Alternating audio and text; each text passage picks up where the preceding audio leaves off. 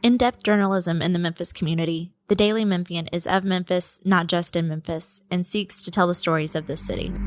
TheDailyMemphian.com. Truth in place. The ruling on the field stands. We deliver jerseys, funny foam fingers, and everything you need for the game. But what you really get is so much more. FedEx Delivery. Game day spirit. What we deliver by delivering.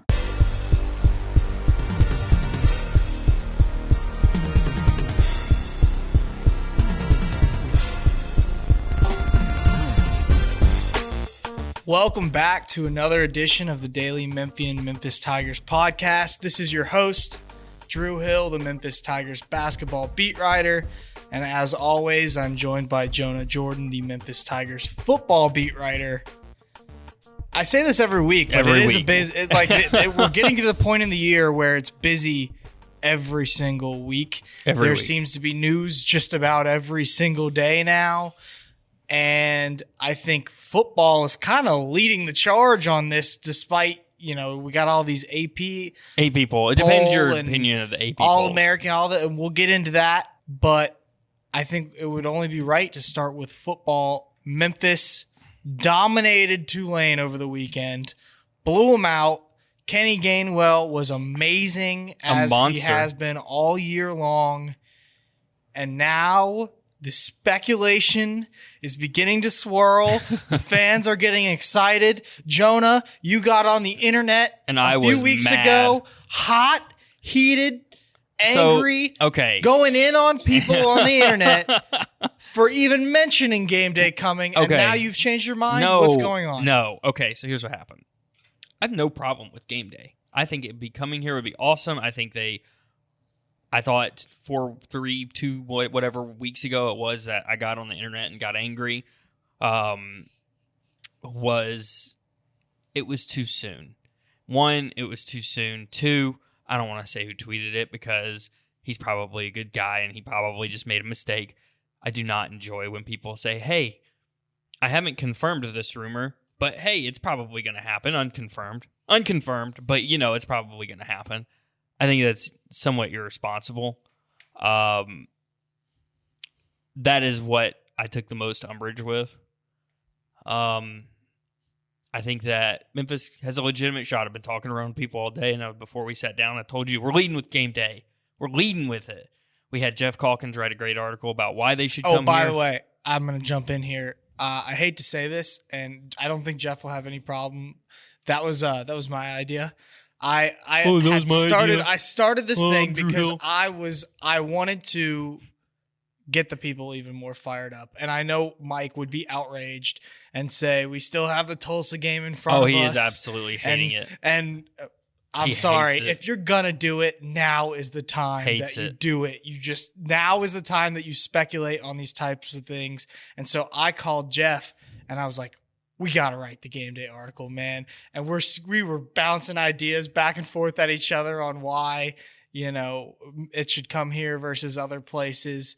And just the speculation has gotten me totally excited too. Oh, it's great. Give us your scoop. I think it's an obvious scoop.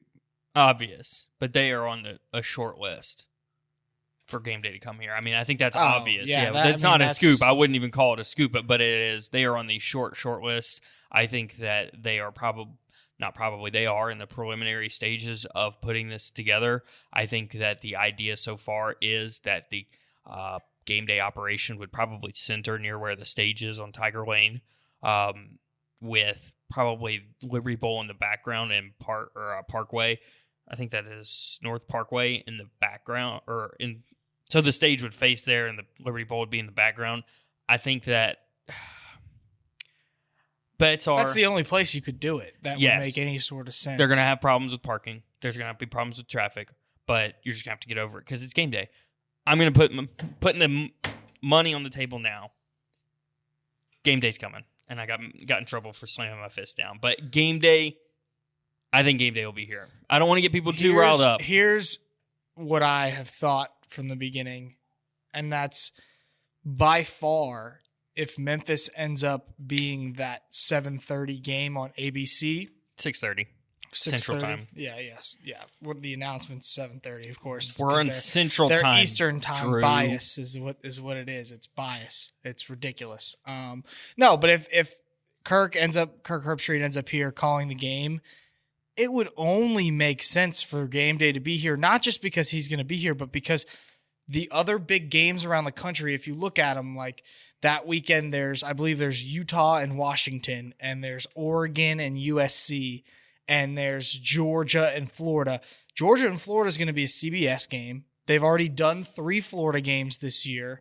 They I can't recall exactly what they were. Florida LSU, Florida Miami, and then one more. I want to say it was Auburn, Florida and Auburn. Yeah. So they've already been to 3 Florida games. They've done 1 Georgia game. They did Georgia and Notre Dame. So why go do that? That's an SEC consolation prize anyways, it feels like at this point, given that LSU and Alabama seem like why would you want Georgia? Why would you want to watch Florida play the third best team in the SEC East? Right. It feels like a consolation prize. It's not. That's not where I would want to be.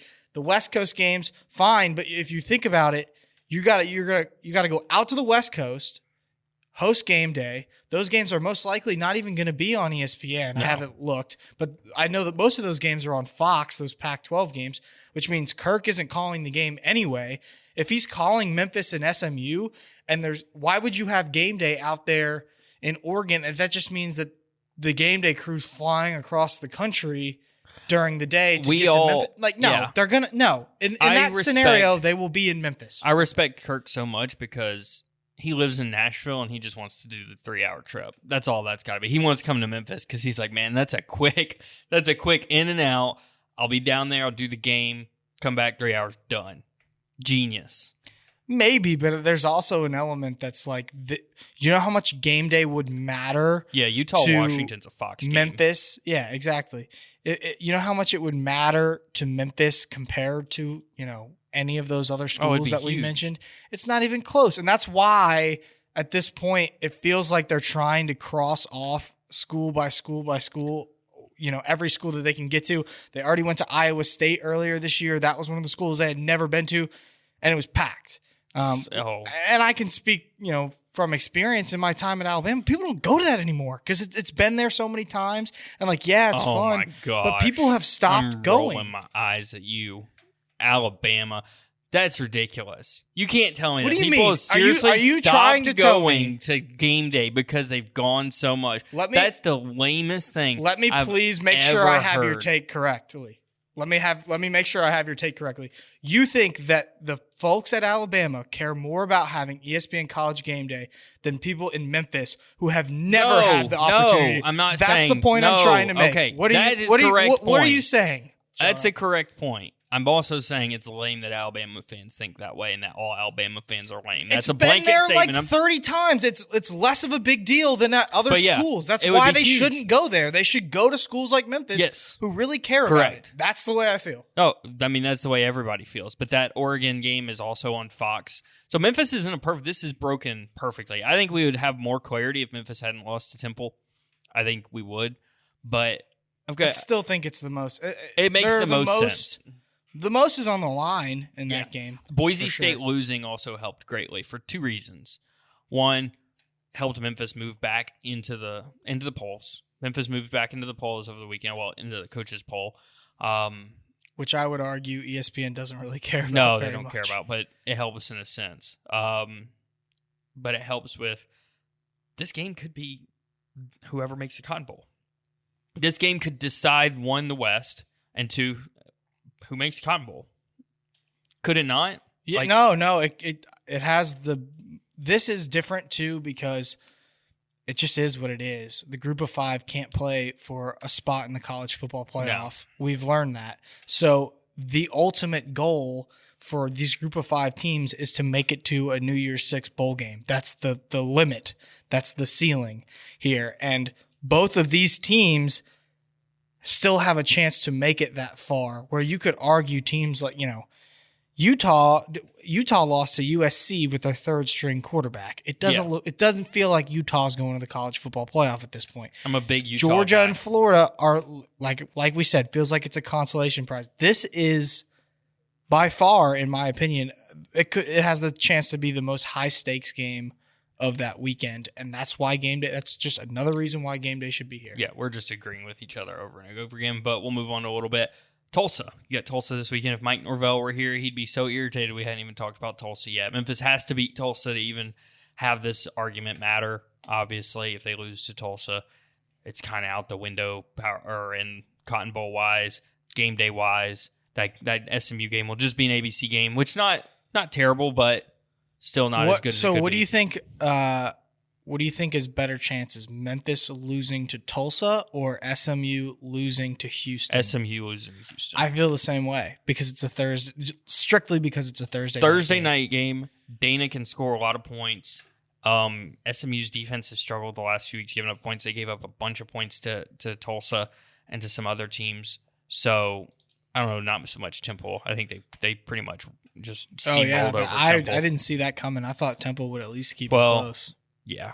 The thing with Temple is once you get down, they can't come back. Once you get up on them, you can start piling on the points because they can't really throw the ball as much as, But that's beyond the point. I think that, if they could legitimately lose, I don't think Memphis has a chance to lose. I think they probably beat Tulsa by 2 touchdowns. Kenny Gainwell will go crazy. Brady White had his best performance as a Tiger last week. Maybe he can continue that this week. But they throw a little bit different things at you. They run a 3-5-5 defense, which is a little different. Memphis is having to prepare for that. I think they may be a little bit used to it at this point. At least Norvell is, and some of the guys because they have to deal with this. But it's an interesting look. It'll throw some different things at them. Temple's tough, or not Temple. Tulsa's tough. They played a bunch of people close this year, so it's going to be closer than people think, but I think ultimately Memphis wins.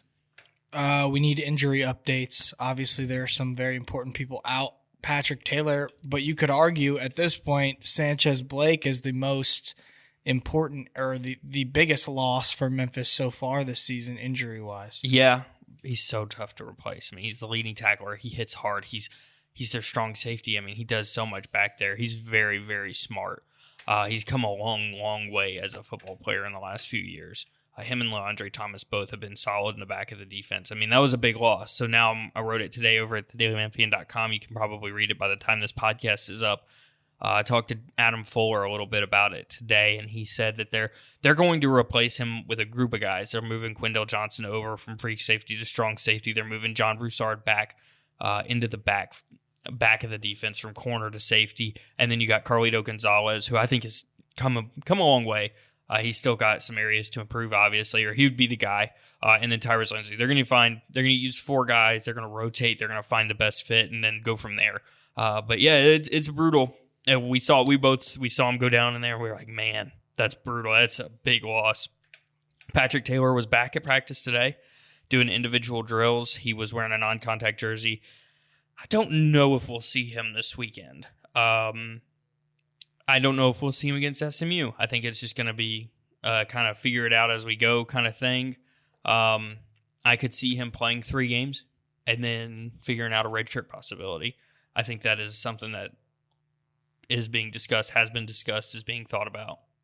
That wouldn't surprise me. I think that would make a lot of sense in terms of, just you want to be able to keep your best players on the field for as long as you can, and it might be the best decision on his part if he wants another year. Future. Another year. I mean, that's what he needs. He regardless, you're splitting carries with Kenny next year, no matter what. I think Kenny gets more carry. He's like, no offense to PT. I know you're split. Not only are you're splitting carries, but you're right. Most of them are probably going to end up going to Kenny.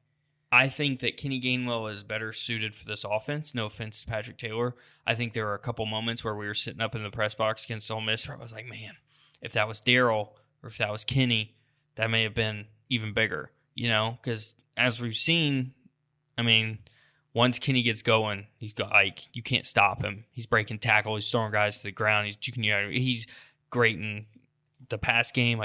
He's just. What do you think about the Heisman buzz? I think it's ridiculous. I don't know about that. It's going to be very tough given that there are so many good quarterbacks out there. It feels like right now, especially on undefeated teams. So obviously that's really difficult.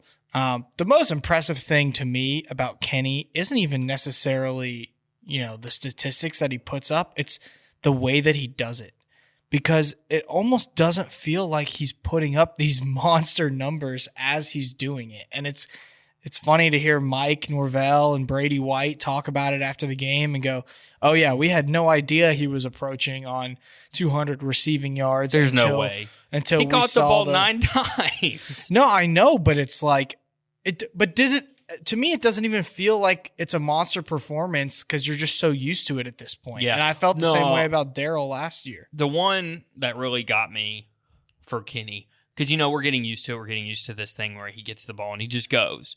And all of a sudden he has 115 yards and a touchdown. The catch near the sideline where he caught it, stumbled, looked like his butt was about to hit the ground, and he just got up and kept the last running. Touchdown? No, the last touchdown, I think he was kind of open, and it was never even in doubt that was going to be a touchdown. It was the 68-yard, his longest pass of the day, the one on the left sideline where he just went. And it's just like, this guy's a stud. I mean, he has 830 rushing yards, 440 receiving yards. Say he gets to 1,000 yards. And nearly half of those receiving yards came in one game.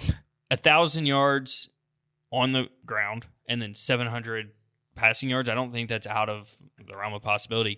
I don't think he could get 1,000. That'd be wild if he did, though. I mean, they'd have to run him into the ground for that to happen. Yeah, no, he's definitely the Tigers' best weapon. He's a threat to break one every single time he touches the ball, which is impressive. But speaking of breaks, we're going to take a quick little break for a message from our sponsor. The Daily Memphian Tigers podcast is brought to you by FedEx. Possibilities. What we deliver by delivering. All right, Jonah. Obviously, football, we got 2 weeks, right? We got this week and then the bye before the chance at game day? No, it goes this game and then SMU and then a bye. Oh, yeah, that's right. November 9th is the bye week, and then that's LSU, Alabama. It's a good week to have a bye because you wouldn't be getting game day. Right, November exactly. 9th. Yeah, no, you're 100% spot on. This week, and it feels like it happened so quickly, we are finally going to see the Memphis Tigers basketball team take the floor, the new floor, I should say, and play against some competition that is not hotel workers in the Bahamas. How excited are you about that? I mean, it's CBU, right? It is CBU, but I would venture to say CBU would beat some of those Bahamas teams absolutely. by double digits. Yeah. Absolutely.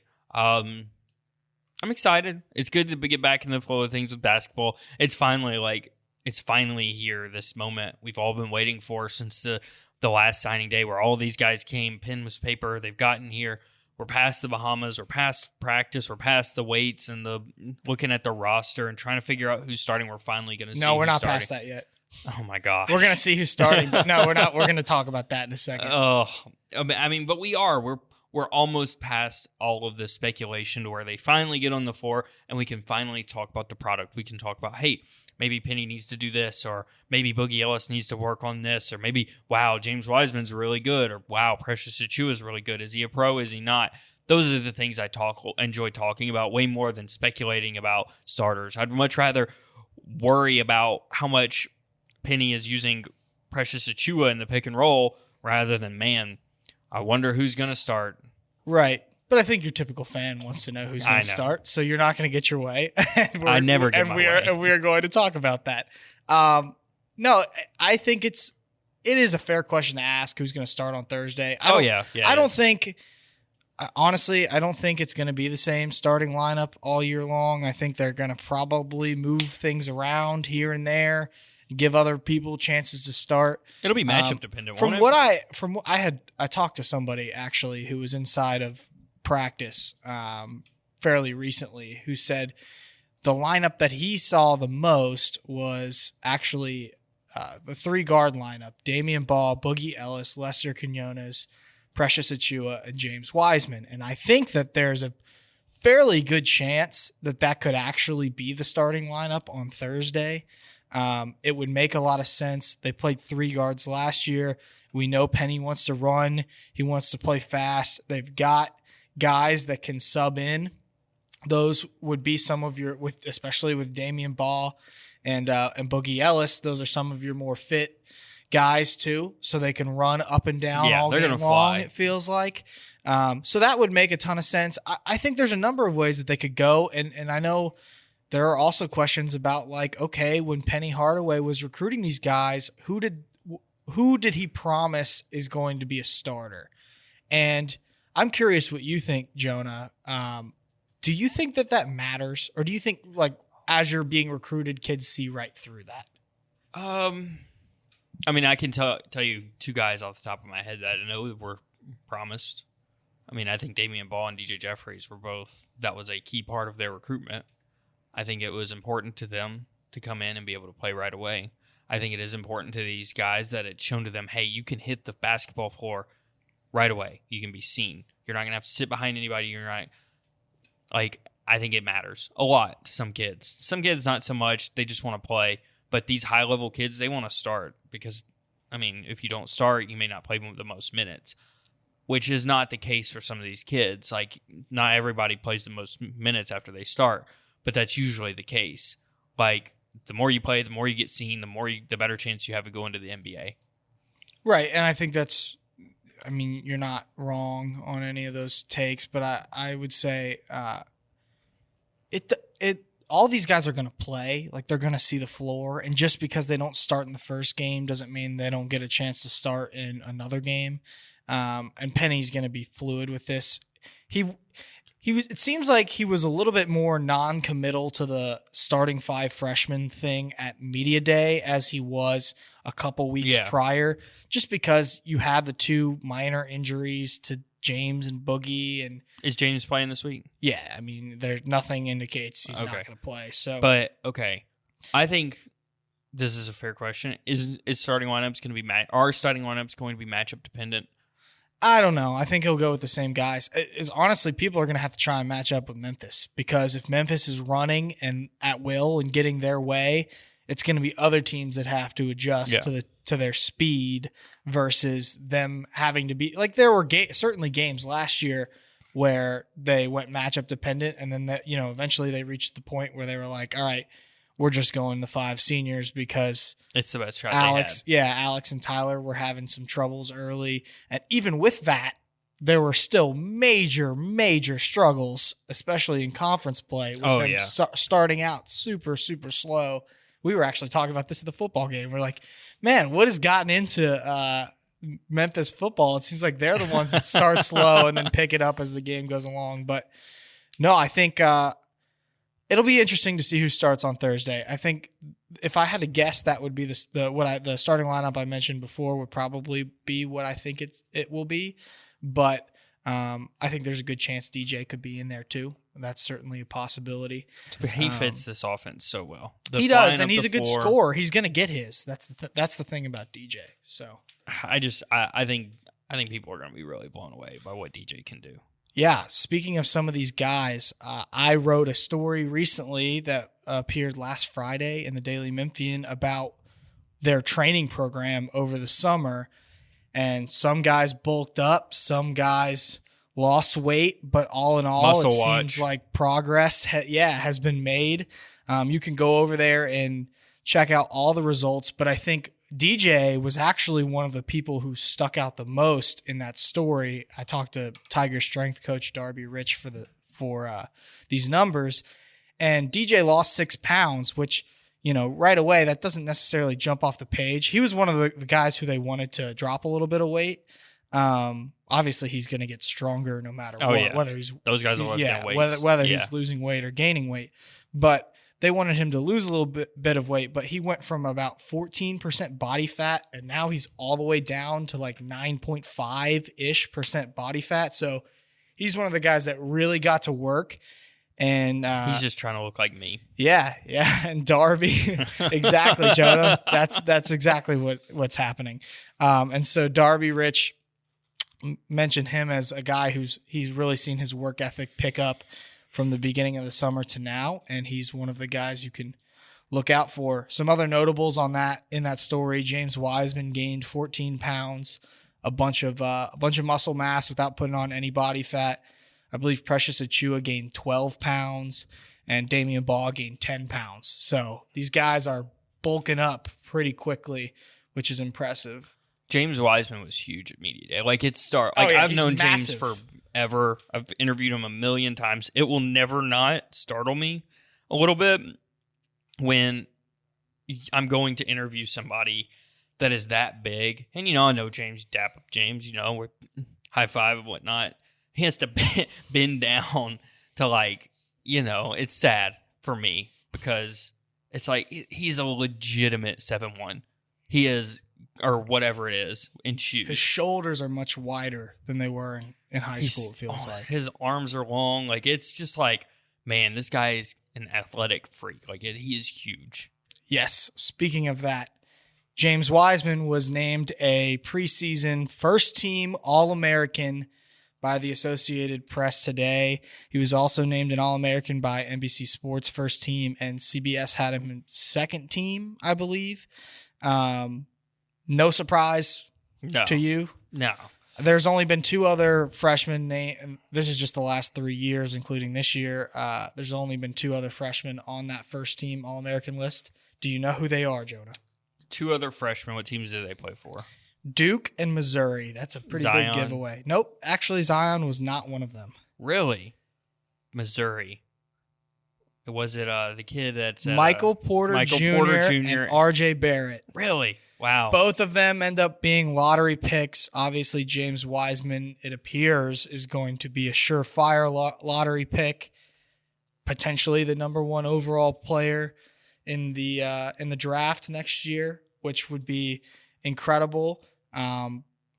If this team is going to be what everyone thinks they can be, James Wiseman is going to have to be that talented and that good. Here's my thing. I don't know if he has to be that. He has to be dominant. Yes. I think dominant on defense. The guy people have said he needs to have an impact is Anthony Davis, where he may not be the guy on offense, but when the ball gets in there, he has to score, and on defense, he has to be a dominant presence, blocking shots, grabbing rebounds. He may not have the most points on the team sometimes, but he has to be a presence. He has to be somebody you have to guard. You're going to have him in pick and rolls, but then on defense, he has to be the guy. I think that's going to be what separates him from everybody else. If he is on defense and he has 4 or 5 block shots a game and can rebound at an alarming rate, that's how this team goes to the next level, in my opinion.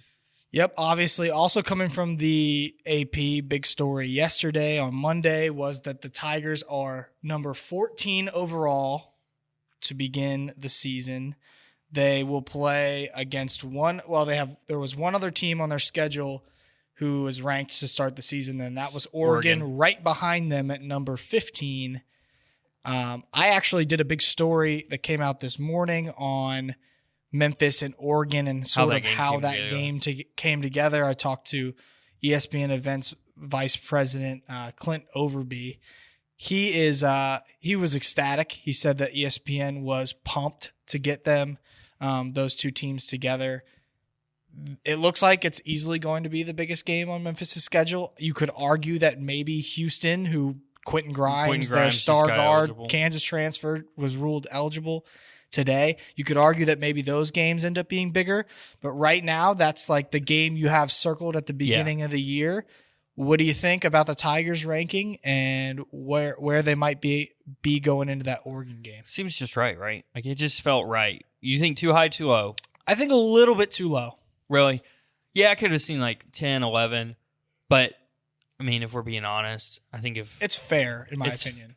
I think people would have liked to see something higher. When people see the number one class in the nation, they expect top 5, and I don't blame them. I thought anywhere from 4 to 11 would have been right, or 4 to 15. That seemed like the range to me, 4 to 15.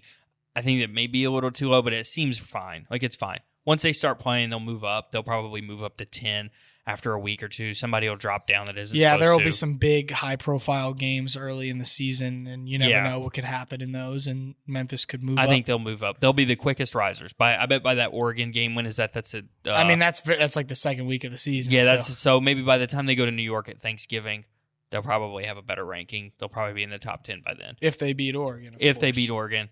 You're going to that game, correct? Yes, I will be there. I am very excited. I know Jeff is going to go there too with me. So we will have you covered from there. Yeah, I've never been to Portland or Oregon. I've never been there either. You have to tell me where to go. Go get some donuts. Everybody says the donut place. Really? Yes. Interesting. I'll have to look Give that Drew up. Oregon Rex. Loyal podcast listeners. Loyal podcast listeners, if you know where to go in Portland, Oregon, let me know. But no, from talking to Clint at ESPN, they were ecstatic to get that game. They thought, well, basically what he said in the story, and I won't give it all away because I want you to go read it, but he talked about this wasn't a matter of, okay, let's identify 10 teams that we think would be a good matchup for Oregon. Like, let's just go find the one that's going to work. And actually, when they called Memphis, they were getting ready to fire Tubby Smith. They hadn't fired Tubby Smith yet. And so he calls Memphis and they say, oh, yeah, we're getting ready to fire Tubby Smith. Tom Bowen tells them that. And then they're like, oh, by the way, yeah, we're probably going to hire Penny Hardaway. And so ESPN Events goes, all right, where do we sign up? How do we get you guys out? That must have been just in the waning, like, last few days of Tubby's tenure here. That's wild. Yeah, it was at the very end. The way he put it was it happened concurrently with Penny Hardaway's hiring. And what a better guy to go out there. The event is called the Phil Knight Invitational. Big Phil Nike Knight guy. was the co-founder and former CEO of Nike. Yep. Penny's got a Nike shoe line. He coaches a Nike team in a Nike town. He even coached a Nike EYBL AAU team and was essentially the king of AAU basketball. So what a better fit than Memphis for that game. To me, that's the game I'm most looking forward to. I think Memphis fans would probably tell you the Tennessee game is the game they are looking the most forward to. It's about to get spicier. It's about the Memphis-Tennessee thing could get a little spicy, depending on what Jaden Springer does. What's your feel on Jaden Springer? Because I feel like it may be Tennessee. It doesn't sound right now like Memphis is the exact spot he's going to be, but I don't think Michigan is out of it at all. I think there's a good chance he could end up at Michigan. Does that add fuel to the fire if he goes to Tennessee? I mean, I suppose, but it's not like no. I mean, I think the game's going to be heated no matter what. So, all right, that'll be interesting. Anything else on the recruiting front we got? I mean, it's been. What about Dawson Garcia? We haven't talked about him. Yeah, he had his official visit here.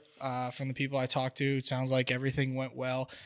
Memphis, when it comes to these big men and who's going to end up here and who's not, it's pretty open right now. It feels like obviously Jalen Green is still the top target on the board. Greg Brown is still a guy they feel like they could end up getting, and then they cast this wide net with big men. Jethro Muscadine ends up committing to Kansas. Dawson Garcia comes down here, takes his visit. You nailed that pronunciation. I'm impressed. I know that's a tough one. Feels like Minnesota's going to push hard for him too, since that's his home state. Yep. But I don't think we're going to get many answers on that front. Maybe it might be until spring. It definitely seems like this class won't be as good. It won't be number one in the nation. Yeah, but honestly, no, it's not going to be number one in the nation because, and I trust Evan Daniels, who's the scouting director at 247 Sports. He's awesome. He gets almost every single one of his predictions correct. He just logged a crystal ball, I believe, like 2 weeks ago for Cade Cunningham, who in a lot of people consider him to be the number one player in the country. He's a monster. To Kentucky. Kentucky already has a top 5 guy, Terrence Clark.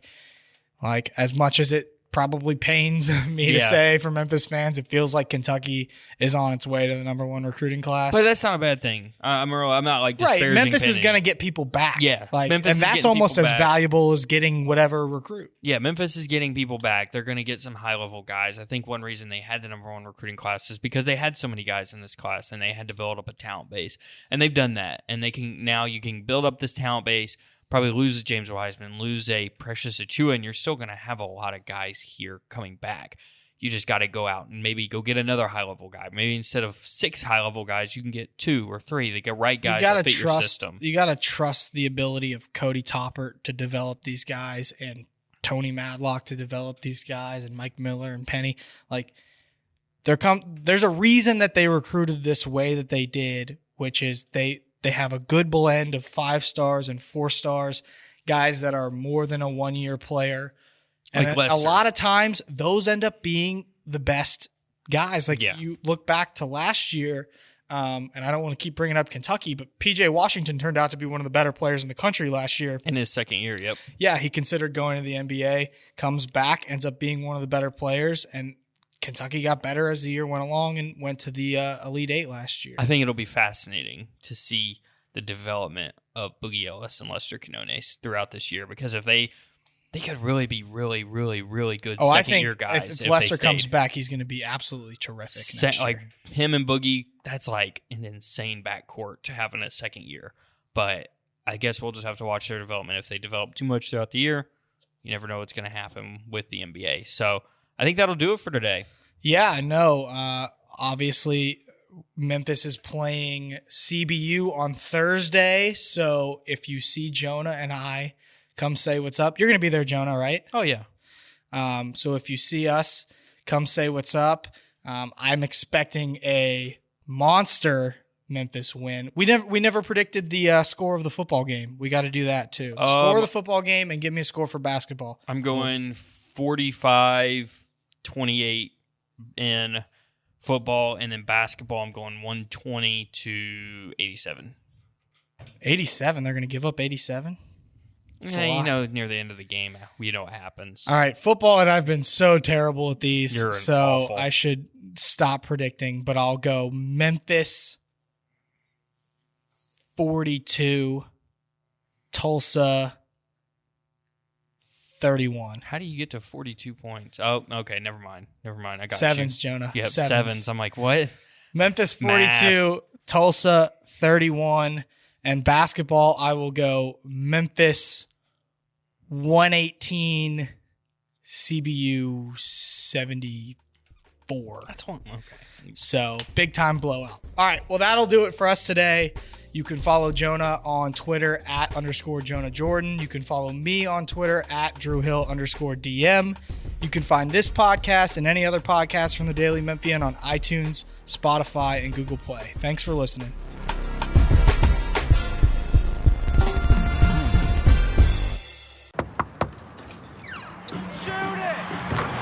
We deliver tickets, team merchandise, and everything you need for the game. But what you really get is so much more.